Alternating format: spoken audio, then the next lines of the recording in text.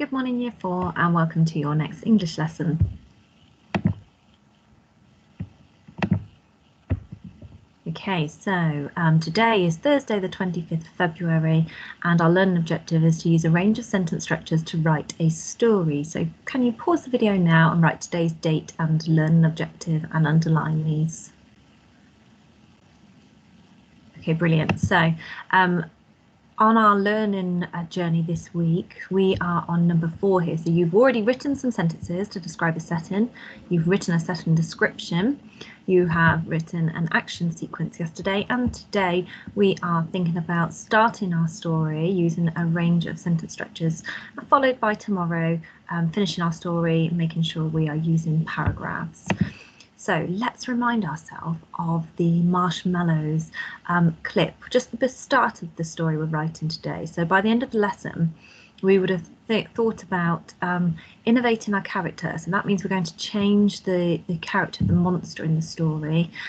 We are going to have set the scene, so written the opening scene, and we will have written the first action sequence. So let's just remind ourselves of the opening part that we are going to be writing today. I'm just going to see if I can get the animation to share with you.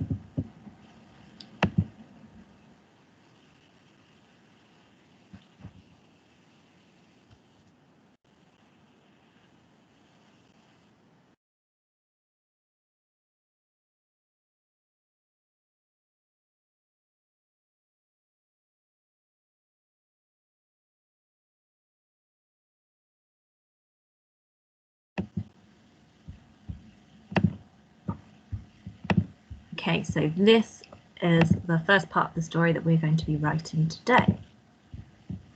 So the link is on the screen there and on the timetable if you want to watch the video again at all during the session, or if you want to watch it all the way to the end, it's there for you to use. So you're writing an innovative story, so that means you're going to change an element of the Marshmallows story and you're going to write your own version of it. And these are some of the structure and grammar features that we're going to be looking for in your writing today. So we're going to be looking for complex sentences, starting sentences with a subordinate clause. We're looking for precise verbs. We're looking for adverbs to modify the verbs, fronted adverbials. We're looking for noun phrases and some similes in your writing. And don't forget the basics, the capital letters, full stops, really important, commas where they are needed in complex sentences particularly.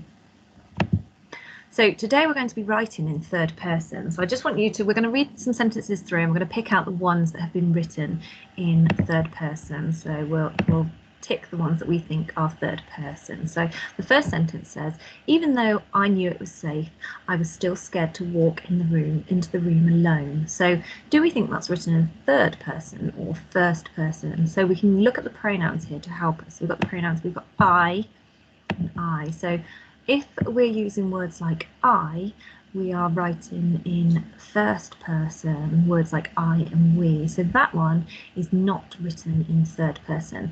Third person, we're looking for words like he, she, the monster, they. So then let's look at the next sentence. The creature towered over the boy. So here's a good example of a sentence in third person. So that one I'm going to give it a little tick to. That one is a third person sentence. Next sentence says, sitting around the crackling campfire, I heard a strange noise coming from the bushes. So that one again is written in first person because you've got words like I. So that one is first person, so we're not going to be using words like I today. The next sentence says he carried him as fast as they could. So here we've got the words his legs carried him as fast as they could. So that sentence is an example of a third person sentence. So those are the kind of words you're going to be using in writing today. And the last sentence says, my tummy rumbled at the sight of the marshmallow toasting over the burning fire.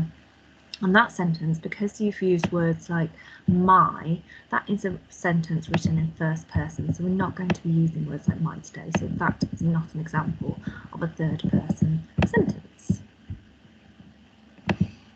So I wonder what pronouns you will use to describe the boy and the monster in the story today. Pause the video and see if you can write down some pronouns. So you're not using words like I or we. What words will you use to describe the boy and the monster, and how can they be improved further, I wonder, than just saying the boy and the monster? Jot some ideas down now. Okay, so some examples might have been the boy, the child, the young Boy Scout, the creature, the beast, the monster. So do you see that we're not repeating every time the same pronouns? We don't want to see throughout your story written the boy, the boy, the boy, the boy. We want to change it a little bit to make our writing a bit more interesting. And then these can be improved further by using adjectives to describe the pronouns to make a noun phrase. So the terrifying glaring beast, the young helpless boy. So those are some examples. So if you don't have those all written down, use some of those ideas now and write them down to help you with your writing.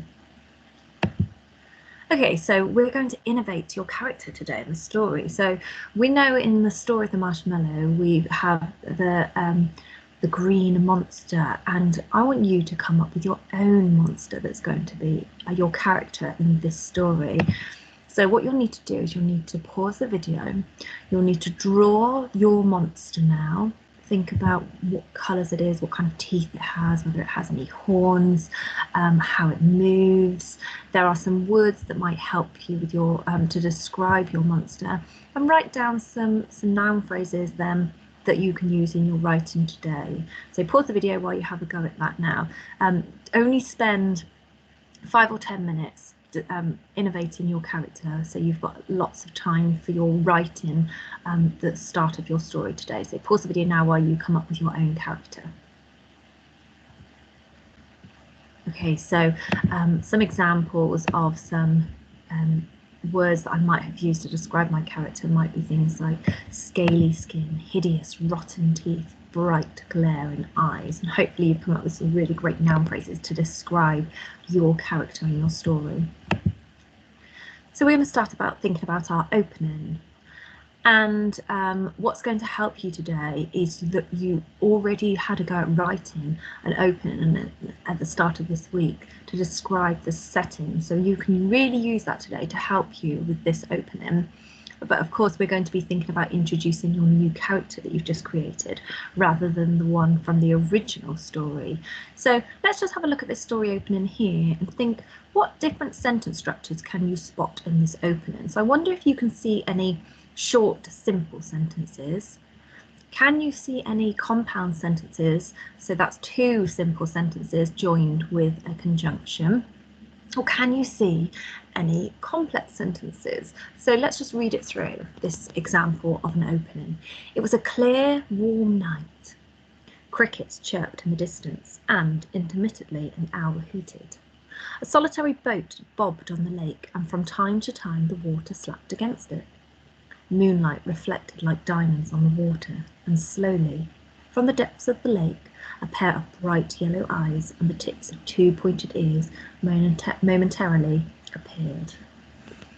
Okay, so let's have a look what we can see here. So you can see that the sentence starts with a really short, snappy sentence. That's a really short, simple sentence. It was a clear, warm night. The next sentence, you can see it's two simple sentences joined by and. So crickets chirped in the distance. Intermittently an owl hooted. So you've got two simple sentences joined together there.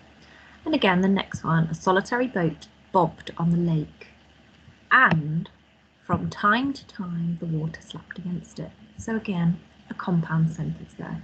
And you can see that we finish here with a nice complex sentence.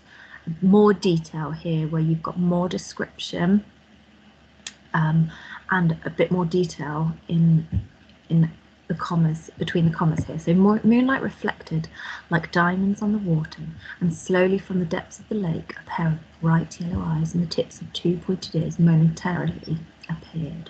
So you've got some different sentence structures there in this opening. So here's an example of an opening, and you've already written an example of an opening. So what you're going to do now is you're going to have a go at writing your opening, but instead of describing this creature from the marshmallow clip, you're going to describe your own creature. So you can use this example to help you if you'd like to, but make sure you're changing what appears from the water. Your monster might not have bright yellow eyes, and it might not have two pointed ears momentarily appeared. I want you to think about how you will describe your creature. So some examples could be pointed ears appear like daggers slicing through the surface of the water. You might describe the glaring red eyes appearing through the darkness. So I want you're going to start writing your opening of your story using your ideas and these ideas to help you. So pause the video now while you have a go at writing your opening paragraph. Okay, so well done. Let's move on to our next part of our story. So we're going to be thinking about the action sequence. So the next part of the story is the short action sequence. I can see a spelling mistake there.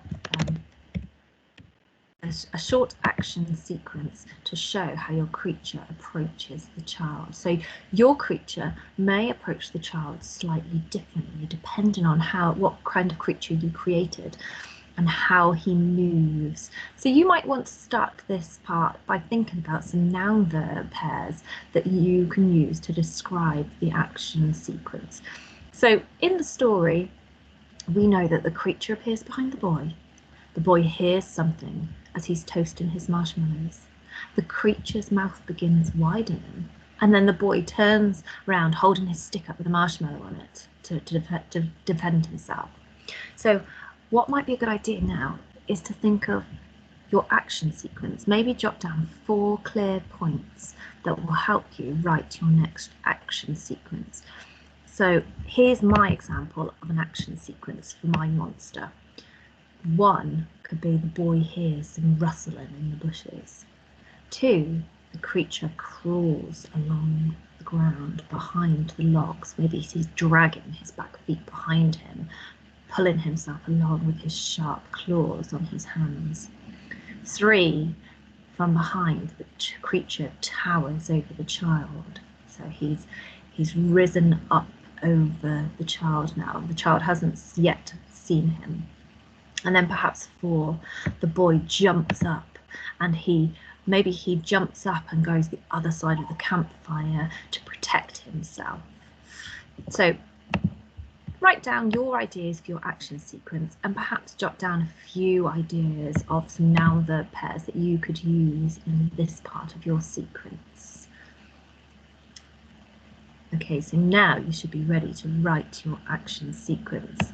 And remember, you've already written an action sequence as well. So this is going to be the last part of your writing for today, the next paragraph in your story. So you're going to write your action sequence now using the ideas that you just jotted down. And I'm just going to read through this part of the story for you that you can use to help you. And of course, look back at your action sequence from earlier this week to help you as well.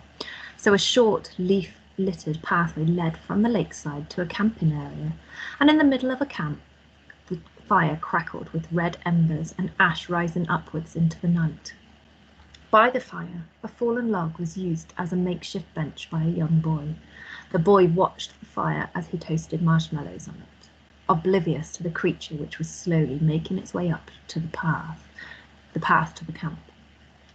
So this is the part that you're going to really change now to describe your creature. With eyes glaring and teeth snarling, the creature rose up to a standing position behind the child, sat by the fire. A twig snapped. Without hesitation, the young Boy Scout whipped his head round and leapt from his seat, legs shaking. The marshmallow he had been toasting sat poised on the end of a stick, and he thrust it towards the creature to scare it off. So again, just looking at this paragraph, remember to think about varying your sentence structures. So there are some sentences that are really short, simple sentences, and then some sentences are much longer, complex sentences.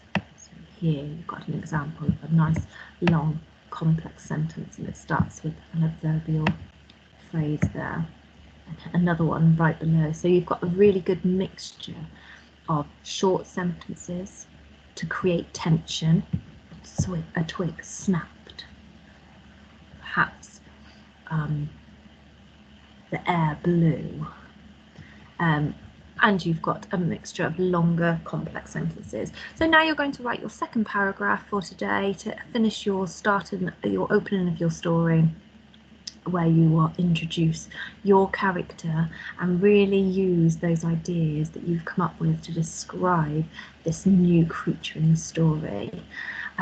I'll look forward to reading your writing, and then in tomorrow's lesson what we're going to do is we're going to continue this story, thinking about what happens next between the boy and the creature and how the creatures change in the next part of the story. So make sure at the end of your writing you really could go back through and check that you've used some noun verb pairs, a mixture of sentences, short and snappy as well as long and more descriptive, prepositional phrases to describe position of the creature, and verbs that show pace, those really great verbs, noun pairs. Okay, I look forward to reading your writing year 4.